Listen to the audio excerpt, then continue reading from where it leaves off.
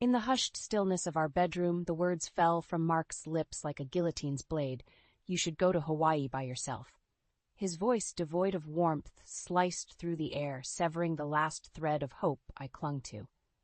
My name is Emily Carter. At 30, I had believed I found stability in Mark Anderson, my partner of 6 years. But tonight, the mask fell, revealing the ugly truth. I stood there, a mix of disbelief and burgeoning fury coursing through me. Are you serious, Mark? My voice barely rose above a whisper. Our honeymoon is tomorrow, and you say this? Mark avoided my gaze, his fingers nervously drumming on the kitchen counter. I can't hide it anymore, Em. I've been seeing someone else. The confession hit me like a tidal wave, yet in the oddest way, it made sense. The late nights, the secretive phone calls, the growing distance between us. How could I have been so blind? Who is she? The question escaped my lips, a part of me not wanting to know. It doesn't matter. What matters is I can't go with you. His nonchalant dismissal of our years together ignited a fire within me. The pain of betrayal was acute, but beneath it lay an ember of rage, fanned into life by his callousness. You're choosing her over me, over us? I fought to keep my voice steady. Mark sighed, a sound that spoke of annoyance rather than remorse. I guess I am. The starkness of his admission was a slap in the face. 6 years of love, companionship, and shared dreams, all reduced to nothing in a single conversation. Fine, I said, my voice laced with a coldness I didn't know I possessed. Enjoy your new life, Mark. I hope she's worth it. I turned on my heel and strode to our bedroom, each step fueled by a growing determination. If Mark thought he could discard me so easily, he was sorely mistaken. The pain he inflicted tonight wouldn't go unanswered. As I packed my suitcase, my mind raced. The honeymoon to Hawaii, a trip meant for two, now a solitary venture. A bitter laugh escaped me. Perhaps this was the universe's twisted way of granting me freedom. The night wore on, the silence of our apartment punctuated by the sound of my packing. Mark didn't come to the bedroom, nor did I expect him to. The man I loved or thought I loved was a stranger now. By dawn, my suitcase stood ready by the door, a symbolic severance of my ties with Mark. As I looked around the room, a room that once harbored dreams of a shared future, I felt a resolve solidify within me. Mark Anderson, you will regret this night. This isn't just a trip to Hawaii anymore. It's the beginning of your downfall. As the plane soared towards Hawaii, I, Emily Carter, sat gazing at the cloud-strewn sky, my thoughts a tumultuous storm. The seat beside me, meant for Mark, stood as a glaring reminder of the betrayal that had set me on this journey. In the confined space of the airplane, memories of Mark and me swirled around, mocking me with their sweetness turned sour. I remembered our first meeting, the laughter-filled dates, the day he proposed. Each memory, once cherished, now felt like shards of glass piercing my heart. But amidst the pain, a plan was taking shape. A plan not just of moving on, but of ensuring Mark felt a fraction of the pain he had inflicted on me. It was not just about revenge, it was about justice. The flight attendant's voice jolted me back to reality. Would you like anything to drink, ma'am? Just water, thank you, I replied, my voice steadier than I felt. As she moved away, my phone buzzed. It was Mark. I see you're still going to Hawaii, his text read, a trace of accusation in his words. I typed back, my fingers steady. Yes, Mark, you made your choice, and I've made mine. You're being dramatic. We can talk about this when you're back, he replied, the audacity of his message igniting my anger further. There's nothing left to talk about. Enjoy your life with her. I hit send and turned off my phone. I wasn't going to let Mark disrupt my thoughts any longer. As the plane descended into Hawaii, a plan crystallized in my mind. I would use this trip not just for healing, but to set the stage for Mark's comeuppance. He would learn that actions have consequences, and sometimes those consequences strike where it hurts the most. I checked into the hotel, a beautiful beachfront property that should have been the setting for our honeymoon. Now it was the backdrop for the unraveling of my former life and the weaving of a new narrative. That evening, as the Hawaiian sunset painted the sky in hues of orange and pink, I sat on the beach, my phone in hand. It was time to initiate my plan. I began with a simple post on social media, a picture of the sunset with a caption that hinted at new beginnings and unexpected turns. The post was ambiguous, but I knew it would stir curiosity among our friends and family. I wanted Mark to feel the eyes of our shared world on him. questioning, doubting. It was the first step in showing him that his actions would not remain hidden in the shadows. I spent the next few days exploring Hawaii, each activity a bittersweet experience. Kayaking, hiking, lounging on the beach, I did it all, documenting my solo journey on social media, my posts a mix of subtle jabs and overt displays of my newfound independence. One evening, as I dined alone in a cozy restaurant, my phone buzzed. It was a message from Mark's sister, Laura. "Emily, are you okay? Your posts seem off. Is everything all right with you and Mark?" I stared at the message, a part of me feeling guilty for worrying her. But this was a necessary part of my plan. Mark's facade had to crumble, and it had to start from within his circle. "Hey, Laura, thanks for checking in. Let's just say life has thrown me some unexpected curves. I'll explain more when I'm back. Hope you're well." As I sent the message, I knew it would set the rumor mill in motion. Laura, caring and concerned, would undoubtedly share her worries with others. Mark's betrayal, once a painful stab in my heart, was now the weapon I wielded with precision. In the days that followed, I felt a transformation within me. With each post, each step I took alone in Hawaii, I was shedding the skin of the woman who loved and trusted Mark Anderson. In her place stood someone stronger, fiercer, and ready to ensure that karma was not just a concept, but a reality that Mark would soon face. The Hawaiian sun cast its warm glow over the ocean, a stark contrast to the cold resolve in my heart. Emily Carter, once a believer in fairy tale endings, now played the lead in a tale of deceit and retribution. As I sipped my coffee at a seaside cafe, my phone buzzed with a text from Mark. His words, filled with feigned concern, only fueled my resolve. "Emily, we need to talk. I'm worried about you." With a wry smile, I texted back, "There's nothing to worry about, Mark. I'm enjoying Hawaii, just like you're probably enjoying your time with her." His quick response, laced with frustration, didn't surprise me. "This is ridiculous, Em. You're blowing this out of proportion." "Am I?" I typed, my fingers moving deftly across the screen. "Or maybe you're just beginning to realize the consequences of your actions." I hit send and turned off my phone, unwilling to let Mark's words disrupt the plan I had meticulously crafted. The cafe's serene ambiance provided the perfect backdrop for plotting my next move. It was time for Mark to feel the sting of betrayal, just as I had. Over the next few days, I executed my plan with precision. I contacted a lawyer to start the legal separation process and gathered evidence of Mark's infidelity. Every step I took was a calculated move to dismantle the life we had built together, piece by piece. One evening, as I strolled along the beach, I paused to watch a couple laughing together by the water's edge. A pang of sadness hit me, but it was quickly replaced by a surge of empowerment. I was no longer the victim in this story. I was the architect of my own destiny. I made my way back to the hotel and logged onto my laptop. It was time to take my plan public. I drafted a post, a beautifully worded piece that spoke of new beginnings and the courage to walk away from what no longer served me. The post was cryptic, yet its underlying message was clear. I was moving on from Mark, and I was doing it with grace and strength. Within minutes of hitting post, the responses flooded in. Words of encouragement, support, and even curiosity about what had prompted such a change. Among the sea of comments, one caught my eye. It was from a mutual friend, asking if everything was okay between me and Mark. I replied, my words carefully chosen to fuel the speculation without revealing too much. Life has a way of revealing truths we never expected. Mark and I are figuring things out.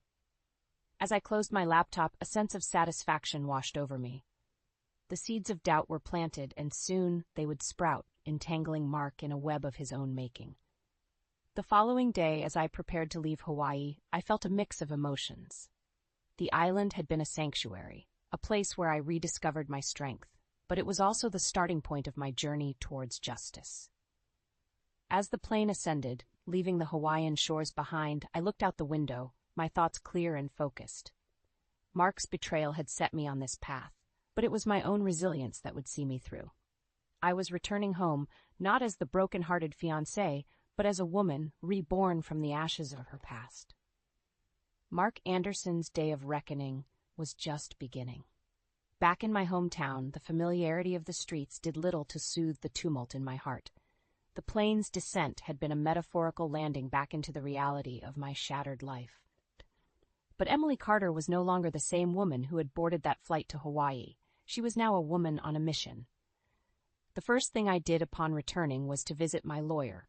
The office, with its sterile, professional ambiance, was a stark reminder of the legal battle that lay ahead. But I was ready. "Miss Carter, I've reviewed the evidence you sent over. We have a strong case for infidelity," the lawyer stated, his tone clinical. I nodded, my resolve unwavering. I want to ensure that the divorce settlement reflects the gravity of his betrayal. "We'll do everything we can," he assured me. As I left the office, my phone rang. It was Mark. His name on the screen no longer stirred feelings of love but of disdain. "Emily, where the hell are you?" Mark's voice was laced with anger and confusion. "I'm taking care of things, Mark." "Something you should have thought of before cheating," I retorted, my voice calm, yet icy. "This is crazy, Em. You're overreacting," he shot back. "Overreacting? No, Mark. I am reacting appropriately to a man who thought he could have his cake and eat it too," I said, my words sharp. There was a pause, and I could almost hear the cogs turning in his deceitful mind. "Let's just talk about this. We can fix it," he pleaded, a note of desperation creeping into his voice. "There's nothing left to fix, Mark. You broke it beyond repair," I said and hung up. The following days were a whirlwind of activity. I reached out to our mutual friends, subtly revealing the truth behind our separation. The news spread like wildfire, painting Mark as the villain he was. I also took to social media, posting pictures and updates that showcased my newfound independence. Each post was a carefully crafted jab at Mark's ego, a public display of my resilience and his downfall. But the true masterstroke came when I decided to sell the items we had bought together. The car, the furniture, the little trinkets that symbolized our life as a couple, all were put up for sale. It was a clear message to Mark. Our shared life was being dismantled, piece by piece. The day Mark found out about the sale, his reaction was explosive. He called, his voice a mixture of rage and disbelief. "You're selling our things?" "What the hell, Emily? They're my things, Mark, and I'm reclaiming my life, one piece at a time," I replied, my tone unwavering. "This is insane. You're destroying everything we had," he accused. "We had nothing, Mark. You saw to that when you decided to cheat," I said, and ended the call. As I lay in bed that night, the silence of my apartment was a stark reminder of the solitude that now defined my life. But there was also a sense of empowerment, a realization that with each passing day, I was moving further away from the pain and closer to a future of my own making. Mark Anderson had thought he could break me, but in his betrayal, he had unwittingly forged a stronger, more determined Emily Carter, a woman who would not rest until she had her due. The morning sun cast a golden glow over the city as I, Emily Carter, walked through the streets with a newfound purpose. The air felt different, charged with the electricity of impending change. Today was not just another day. It was the day I would set the final act of my plan into motion. I arrived at a quaint cafe, the perfect spot to meet with an old friend and a crucial ally in my scheme against Mark. As I sipped my coffee, waiting, I reflected on how far I had come. The pain of betrayal still lingered, but it was now overshadowed by a fierce determination. "Emily, it's been too long," greeted Lisa, a mutual friend of Mark and me, and unknowingly, a key player in my plan. "Lisa, thank you for meeting me," I said, my voice tinged with feigned distress. "What's going on, Em? You've seemed off lately," Lisa inquired, her concern evident. I took a deep breath, ready to spin the narrative. "It's Mark. I found out he's been unfaithful. I'm devastated, Lisa." The shock on Lisa's face was genuine. "Mark? But he always seemed so devoted to you." "That's what I thought too. But he's been seeing someone else behind my back," I said, letting a tear slip for effect. Lisa reached out, her hand clasping mine. "I'm so sorry, Emily. How can I help?"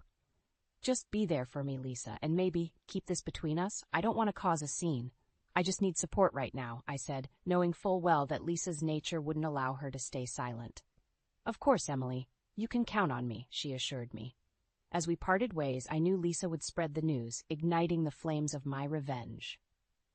She was the perfect unwitting messenger, her social connections a network through which the story of Mark's betrayal would travel fast. Over the next few days, I watched as the effects of my carefully crafted narrative began to unfold. Our mutual friends started to distance themselves from Mark, their social media interactions with him dwindling. Whispers of his infidelity spread, tainting his reputation. Meanwhile, I continued to present myself as the wronged yet dignified ex-fiancé. My social media posts were a blend of subtle hints at my personal turmoil and showcases of my newfound independence. Each post was a calculated move in the intricate chess game I was playing with Mark's facade. Then came the day when I learned that Mark had been passed over for a promotion at work, a direct result of the rumors that now clouded his professional image. It was a significant blow, one that would have been unthinkable just a few months ago. But now it was a reality, a testament to the power of reputation and the consequences of one's actions. As I sat in my apartment that evening, my phone rang. It was Mark, his voice a cocktail of anger and desperation. "Emily, what the hell have you been telling people? My life is falling apart." "Is it, Mark? Maybe you should have thought about that before you decided to betray me," I responded, my voice calm but firm. "You're ruining me, Emily. This isn't fair," he protested. "Fair? You want to talk about fair? You cheated, Mark. You made your bed, and now you have to lie in it," I said. The call ended with Mark's frustrated silence, a clear sign that my message had hit home. I lay back on my couch, a sense of vindication filling me. This was more than revenge. This was justice. Mark was finally reaping what he had sown, and I, Emily Carter, was the architect of his downfall. The cool evening breeze wafted through my apartment, carrying with it a sense of triumph. The walls, once a symbol of shared dreams with Mark, now stood as a testament to my newfound strength. I, Emily Carter, had turned the tables, and the sweet taste of revenge was more satisfying than I had imagined. As I poured myself a glass of wine, my phone buzzed with an incoming call. It was Mark, his name flashing on the screen like a beacon of his desperation. "Emily, we need to talk. This has gone too far," he said, his voice strained. I took a sip of my wine, savoring its richness. "Talk? What's there to talk about, Mark? You made your choices, and now you're facing the consequences. You've destroyed my reputation, Emily. My friends, my job, everything is falling apart because of these rumors," he accused, his voice laced with bitterness. "Rumors? Mark, the truth has a way of coming out. You can't hide from what you've done," I replied coolly. "This isn't you, Emily. This vindictiveness, it's not you," he pleaded. I laughed, a short, sharp sound. "You'd be surprised, Mark. Betrayal changes people. You should know. You're the expert." The line went silent for a moment. "I'll make it right, Emily. Please, let's just put this behind us," he begged. I shook my head, even though he couldn't see it. "It's too late for that, Mark. You've shown your true colors, and I've shown mine. This is the end of our story." With that, I ended the call, cutting off any further pleas from Mark. The sense of empowerment was exhilarating. For too long, I had been the victim of his deceit, but now I was the author of his downfall. Over the following days, I watched as Mark's social circle shrunk, his friends distancing themselves as the truth of his infidelity spread. His professional life, too, suffered, with the missed promotion being just the beginning of his career troubles. But the most satisfying part was yet to come. Through a mutual acquaintance, I learned that Mark's affair partner had left him, unable to handle the public scrutiny and the reality of being with a man of tarnished reputation. Mark was left alone, a pariah in the life he had chosen over me. As I sat in my living room, the walls no longer felt oppressive. They were my sanctuary, a place where I had rebuilt myself from the ashes of a broken heart. I had taken back control of my life, and in doing so had ensured that Mark felt the full weight of his betrayal. The journey had been painful, fraught with moments of doubt and anguish. But as I looked back, I realized it was necessary. It had led me to a place of strength and independence, a place where I could finally close the chapter on Mark Anderson and look forward to a future of my own making. Emily Carter, once the betrayed fiancée, was now a woman reborn, a woman who had faced her demons and emerged victorious. The sweet taste of revenge lingered, a reminder that sometimes justice is served not in the courts, but through the actions of those who refuse to be broken. The journey of revenge had reached its end, but for me, a new chapter was just beginning. Sitting at my kitchen table with a cup of coffee, I reflected on the transformation that had taken place. The pain of Mark's betrayal, once a consuming fire, had now dwindled to a mere flicker in the story of my life. My phone rang, breaking the morning's tranquility. It was a call from Laura, Mark's sister. I hesitated for a moment before answering. "Emily, I heard about everything." Laura's voice was tinged with sadness. "I'm sorry for what Mark did to you." I sighed softly. "Thank you, Laura. It's been a tough journey, but I think it was necessary." "Mark's a mess, Emily. He's lost so much, his friends, his reputation. I never thought he'd be capable of something like this," she said, her voice filled with disbelief. "I didn't either, Laura, but we often don't see the true colors of a person until we're forced to," I replied, my tone resolute. There was a pause filled with unspoken words and shared pain. "I hope you find happiness, Emily. You deserve it," Laura finally said. "Thank you, Laura. I wish the same for you," I replied, ending the call with a sense of closure. As the day progressed, I busied myself with work and plans for the future. The lessons I had learned from my ordeal with Mark had reshaped my perspective on life and love. Trust, once freely given, would now be earned, and the scars of betrayal, while healed, would always serve as a reminder of my strength. My social media, once a battleground of subtle jabs and public displays of independence, now showcased a woman embracing her new life. Photos of my travels, moments of professional success, and gatherings with true friends painted the picture of a life rebuilt from the ashes of betrayal. In the weeks that followed, I heard snippets of Mark's struggles through mutual acquaintances. His attempts to salvage his reputation were met with cold shoulders, and his professional life continued to suffer. The man who once held my heart was now a mere shadow, a cautionary tale of the consequences of infidelity and deceit. But as I looked out of my window, watching the city bustle below, I realized that Mark Anderson's story was no longer mine to dwell on. I had moved on, leaving him and the pain he caused in the past. I turned my gaze to the horizon, where the sky met the cityscape in a promise of endless possibilities. Emily Carter, once a victim, was now a victor, her spirit unbroken, and her heart open to the adventures that lay ahead. The journey of revenge had ended, but my journey of self-discovery and growth was just beginning. And as I stepped out into the world, I knew that no matter what challenges lay ahead, I had the strength and resilience to face them head-on.